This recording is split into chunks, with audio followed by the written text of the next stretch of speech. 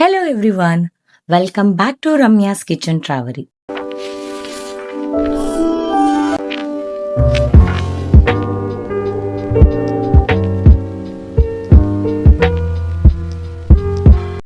So ಇವತ್ತು ನನ್ನ kitchen ಅಲ್ಲಿ ಸ್ಪೆಷಲ್ ಆಗಿ ಬಟರ್ ಪನ್ನೀರ್ ಮಸಾಲ ಇದೆ. ಸೊ ಅದನ್ನ ಹೇಗ್ ಮಾಡೋದು ಅನ್ನೋದಂತ ನೋಡ್ಕೊಂಡು ಬರೋಣ. ಮೊದಲಿಗೆ ನಾನಿಲ್ಲಿ ಸ್ವಲ್ಪ ಕುಕ್ಕಿಂಗ್ ಆಯಿಲ್ ಹಾಕೊಂಡು ಅದಕ್ಕೆ 1 table spoon red chilli powder, ಹಾಗೇನೆ 1/2 ಟೀ ಸ್ಪೂನ್ ಟರ್ಮರಿಕ್ ಪೌಡರ್, ಹಾಗೇನೆ ಸ್ವಲ್ಪ ಗರಂ ಮಸಾಲ ಹಾಕೊಂಡು, ಹಾಗೇನೆ 1 table spoon ginger garlic paste, ಸ್ವಲ್ಪ ಕರಿಬೇವು ಸೊಪ್ಪು ಕೂಡ ಹಾಕೊಂಡು ಚೆನ್ನಾಗಿ ಮಿಕ್ಸ್ ಮಾಡ್ಕೋಬೇಕು. ಸೊ ಹಾಗೇನೆ ಒಂಚೂರು ಉಪ್ಪು ಕೂಡ ಸೇರಿಸ್ಕೊಂತೀನಿ ಇಲ್ಲಿ. ಹಾಗೇನೆ ಚೆನ್ನಾಗಿ ಮಿಕ್ಸ್ ಮಾಡ್ಕೊಂಡು ಇವಾಗ ಇದಕ್ಕೆ ಪನ್ನೀರ್ ಸೇರಿಸ್ಕೋಬೇಕು.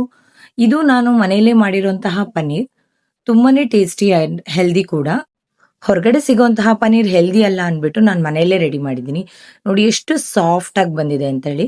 ಇದರ ರೆಸಿಪಿನ ನಾನು ಡಿಸ್ಕ್ರಿಪ್ಷನ್ ಅಲ್ಲಿ ಹಾಕಿದ್ದೀನಿ, ನೋಡ್ಕೊಂಡು. ಈ ಮಸಾಲಕ್ಕೆ ಈಗ ನಾನು ಎಲ್ಲ ಪನ್ನೀರನ್ನು ಕೂಡ ಸೇರಿಸ್ಕೊಂತೀನಿ. ಸೊ ಇದನ್ನ ಚೆನ್ನಾಗಿ ಮಿಕ್ಸ್ ಮಾಡ್ಕೊಂಡು, ಈ ಮ್ಯಾರಿನೇಷನ್ಗೆ ನಂಗೆ ಒಂದು ಚಿಕ್ಕದಾಗಿ ಇದ್ದಿಲ್ ಬೇಕಿತ್ತು, ಅದಕ್ಕೋಸ್ಕರ ಕೋಕೋನಟ್ ಶೆಲ್ ನ ಈ ರೀತಿ ಚೆನ್ನಾಗಿ ಸುಟ್ಕೋಬೇಕು. ಸೊ ಇಲ್ಲಿ ನೋಡ್ತಾ ಇರ್ಬೋದು, ನಾನು ಈ ಗ್ಯಾಸ್ನ ಸಹಾಯದಿಂದ ಇದನ್ನ ಕಂಪ್ಲೀಟ್ ಆಗಿ ಸುಟ್ಟಿದ್ದೀನಿ. ಸೊ ಇದರಿಂದಾಗಿ ನನಗೆ ಚಿಕ್ಕದೇ ಪೀಸ್ ಇದ್ದಿಲ್ ಬೇಕಾಗಿರೋದು. ಸೊ ಅದನ್ನ ನಾನು ಇಲ್ಲಿ ತಗೊಳ್ತಾ ಇದ್ದೀನಿ. ಸೊ ನಂತರ ನಾನು ಇದನ್ನ ಮ್ಯಾರಿನೇಷನ್ ಮಾಡಿರುವಂತಹ ಬೌಲ್ಗೆ ಒಂದು ಪಿಂಗಾಣಿಯಲ್ಲಿ ಈ ರೀತಿ ಇದ್ದಿಲು ಹಾಕೊಂಡು, ಅದಕ್ಕೆ ಸ್ವಲ್ಪ ತುಪ್ಪ ಕೂಡ ಸೇರಿಸ್ಕೊಂಡು, ಹಾಗೇನೆ ಒಂದು ಪ್ಲೇಟ್ ಅನ್ನ ಮುಚ್ಕೊಂಡು 1 ಅವರ್ ಮ್ಯಾರಿನೇಷನ್ಗೆ ಇಡಬೇಕು. ಸೊ 1 ಗಂಟೆ ನಂತರ ಈಗ ಒಂದು ಪ್ಯಾನ್ಗೆ 1 ಕ್ಯೂಬ್ ಬಟರ್ನ ನಾವಿಲ್ಲಿ ಸೇರಿಸ್ಕೋಬೇಕು. ಇದನ್ನ ಚೆನ್ನಾಗಿ ಮೆಲ್ಟ್ ಮಾಡ್ಕೋಬೇಕು. ಸೊ ಒಂದ್ಸರಿ ಈ ರೀತಿ ಚೆನ್ನಾಗಿ ಮೆಲ್ಟ್ ಮಾಡ್ಕೊಂಡ್ಮೇಲೆ ಇದಕ್ಕೆ ಮ್ಯಾರಿನೇಷನ್ ಮಾಡ್ಕೊಂಡಿರುವಂತಹ ಪನ್ನೀರನ್ನು ಕೂಡ ಸೇರಿಸ್ಕೋಬೇಕು. ಸೊ ಪನ್ನೀರನ್ನ ಚೆನ್ನಾಗಿ ಫ್ರೈ ಮಾಡ್ಕೊಳ್ಳಿ. ತುಂಬಾ ಏನು ಬೇಯ್ಬೇಕಂತ ಏನಿಲ್ಲ, ಸ್ವಲ್ಪ ಫ್ರೈ ಮಾಡ್ಕೊಂಡ್ರೆ ಸಾಕು. ಸೊ ಈ ರೀತಿ ನೀವು ನೋಡ್ತಾ ಇರ್ಬೋದು, ಈ ರೀತಿ ಮಾಡೋದ್ರಿಂದ ಎರಡೂ ಸೈಡ್ ಅಲ್ಲಿ ಕೂಡ ಸ್ವಲ್ಪ ಫ್ರೈ ಆಗತ್ತೆ. ಫ್ರೈ ಆದ್ಮೇಲೆ ಇದನ್ನೊಂದು ಪ್ಲೇಟ್ಗೆ ತಗೊಂಡು, ನಂತರ ಸೇಮ್ ಪ್ಯಾನ್ಗೆ ಮತ್ತೆ ಸ್ವಲ್ಪ ಕುಕ್ಕಿಂಗ್ ಆಯಿಲ್ ಹಾಕೊಂಡು, ಅದಕ್ಕೇನೆ 1 ಕ್ಯೂಬ್ ಬಟರ್ ಕೂಡ ಹಾಕೊಂಡು ಚೆನ್ನಾಗಿ ಮೆಲ್ಟ್ ಮಾಡಬೇಕು.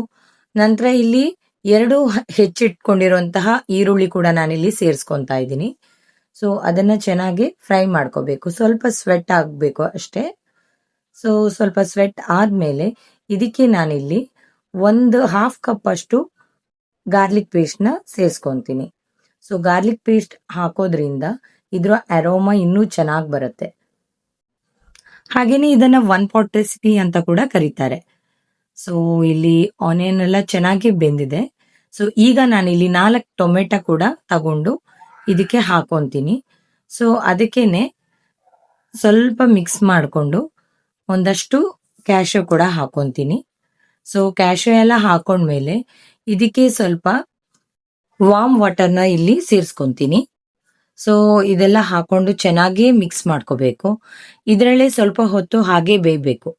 ಸೊ ಒಂದ್ಸರಿ ಚೆನ್ನಾಗಿ ಎಲ್ಲ ಬೆಂದ ಮೇಲೆ ಇದಕ್ಕೇನೆ ರುಚಿಗೆ ತಕ್ಕಷ್ಟು ಉಪ್ಪು, ಹಾಗೇನೆ ರೆಡ್ ಚಿಲ್ಲಿ ಪೌಡರ್, ಅದರ ಜೊತೆಗೆ ಸ್ವಲ್ಪ ಗರಂ ಮಸಾಲ ಕೂಡ ಹಾಕೊಂಡು, ಹಾಗೇನೆ 1 ಟೀ ಸ್ಪೂನ್ ಸಕ್ಕರೆ ಹಾಕೊಂತ ಇದೀನಿ. ಸೊ ಅದಾದ್ಮೇಲೆ ಸ್ವಲ್ಪ ಮಿಕ್ಸ್ ಮಾಡಿಕೊಂಡು, ಇನ್ನು 1 ಟೀ ಸ್ಪೂನ್ ಆಗೋಷ್ಟು ವಿನೆಗರ್ ಕೂಡ ಹಾಕೊಂಡು ಇಲ್ಲಿ ನಾವು ಚೆನ್ನಾಗಿ ಮಿಕ್ಸ್ ಮಾಡ್ಕೋಬೇಕು. ಸೊ ಇದು ಹಾಗೇನೆ ಒಂದು 10 ಮಿನಿಟ್ಸ್ ಬೇಯಿಸ್ಕೋಬೇಕು. ಹಾಗೆ ಡೀಪ್ ಆಗಿರುವಂತ ಒಂದು ಪಾತ್ರೆಗೆ ಸ್ವಲ್ಪ ಕುಕ್ಕಿಂಗ್ ಆಯಿಲ್ ಸೇರಿಸ್ಕೋಬೇಕು. ಸೊ ಇದರಲ್ಲಿ ನಾವು ಇವಾಗ ಕಟ್ ಮಾಡ್ಕೊಂಡಿರುವಂತಹ ಕ್ಯಾಪ್ಸಿಕಮ್ ಅನ್ನು ಹಾಕೊಂಡು ಅದನ್ನ ಚೆನ್ನಾಗಿ ಫ್ರೈ ಮಾಡ್ಕೋಬೇಕು. ಕ್ಯಾಪ್ಸಿಕಮ್ ನ ಈ ರೀತಿ ಫ್ರೈ ಮಾಡ್ಕೊಳ್ಳೋದ್ರಿಂದ ಟೇಸ್ಟ್ ತುಂಬಾನೇ ಚೆನ್ನಾಗಾಗತ್ತೆ. ಸೊ ಅದಕ್ಕೋಸ್ಕರ ಚೆನ್ನಾಗಿ ಫ್ರೈ ಮಾಡ್ಕೋಬೇಕು. ಇದಾದ್ಮೇಲೆ ಆಗ್ಲೇ ಬೇಯಿಸ್ಕೊಂಡಿದ್ವಲ್ಲ, ಅದು ತಣ್ಣಗಾದ್ಮೇಲೆ ಈ ರೀತಿ ಮಿಕ್ಸಿ ಜಾರಲ್ಲಿ ಹಾಕೊಂಡು ಚೆನ್ನಾಗಿ ರುಬ್ಕೋಬೇಕು. ಸೊ ಇಲ್ಲಿ ನೋಡ್ತಿರ್ಬೋದು ನೀವು ಎಷ್ಟು ಚೆನ್ನಾಗಿ ಬಂದಿದೆ ಅಂತೇಳಿ. ಸೊ ನಂತರ ಇದನ್ನ ಸೇಮ್ ಫ್ರೈ ಮಾಡಿರುವಂತಹ ಕ್ಯಾಪ್ಸಿಕಮ್ಗೆ ಹಾಕೊಂಡು ಮಿಕ್ಸ್ ಮಾಡ್ಕೋಬೇಕು. ಅದಕ್ಕೆ ಸ್ವಲ್ಪ ನೀರ್ನ ಕೂಡ ಸೇರಿಸ್ಕೊಂಡು ಚೆನ್ನಾಗಿ ಈ ರೀತಿ ಮಿಕ್ಸ್ ಮಾಡ್ಬೇಕು. ಹಾಗೇನೆ ಇಲ್ಲಿ ನಾನು 1 ಕಪ್ ಆಗೋಷ್ಟು ಕೋಕೋನಟ್ ಮಿಲ್ಕ್ ಸೇರಿಸ್ಕೊಂತಾ ಇದ್ದೀನಿ. ಕೆಲವರು ಕುಕ್ಕಿಂಗ್ ಕ್ರೀಮ್ ಯೂಸ್ ಮಾಡ್ತಾರೆ, ಬಟ್ ನನ್ಗೆ ಅಷ್ಟೊಂದು ಇಷ್ಟ ಆಗಲ್ಲ. ಸೊ ನಾನು ಸ್ವಲ್ಪ ಹೆಲ್ದಿ ಆಗಿರ್ಲಿ ಅಂತ ಕೊಕೊನಟ್ ಮಿಲ್ಕ್ನ ಯೂಸ್ ಮಾಡ್ತೀನಿ. ಹಾಗೇನೆ ಇಲ್ಲಿ ಮತ್ತೆ ಬಟರ್ನ ಸೇರಿಸ್ಕೊಂತೀವಿ. ಏನಕ್ಕೆ ಅಂತಂದ್ರೆ ಇದು ಸ್ಪೆಷಲ್ ಆಗಿ ಬಟರ್ ಪನ್ನೀರ್ ಆಗಿರೋದ್ರಿಂದ ಇದಕ್ಕೆ ಬಟರ್ ನಾವು ಸ್ವಲ್ಪ ಜಾಸ್ತಿಯಾಗಿ ಯೂಸ್ ಮಾಡ್ತೀವಿ. ಆಮೇಲೆ ನಾವಿಲ್ಲಿ ಫ್ರೈ ಮಾಡ್ಕೊಂಡಿರೋಂತಹ ಪನ್ನೀರನ್ನ ಇಲ್ಲಿ ಸೇರಿಸ್ಕೋಬೇಕು. ಸೊ ಎಲ್ಲಾನು ಸ್ವಲ್ಪ ಸ್ವಲ್ಪವಾಗಿ ಹಾಕೋಬೇಕು. ಸೊ ಎಲ್ಲಾನು ಹಾಕೊಂಡ್ಮೇಲೆ ಚೆನ್ನಾಗಿ ಮಿಕ್ಸ್ ಮಾಡಿಕೊಂಡು ಮತ್ತೆ ಒಂದು 2 ನಿಮಿಷಗಳ ಕಾಲ ಚೆನ್ನಾಗಿ ಬೇಯಿಸ್ಕೋಬೇಕು. ಆಮೇಲೆ ಇದಕ್ಕೆ ಸ್ವಲ್ಪ ಗರಂ ಮಸಾಲ ಕೂಡ ಇಲ್ಲಿ ನಾನು ಹಾಕೊಂತೀನಿ. ಸೊ ಕೊನೆಯದಾಗಿ ನಾನಿಲ್ಲಿ ಇದಕ್ಕೆ ಕಸೂರಿ ಮೇಥಿ ಕೂಡ ಸೇರಿಸ್ಕೊಂತೀನಿ.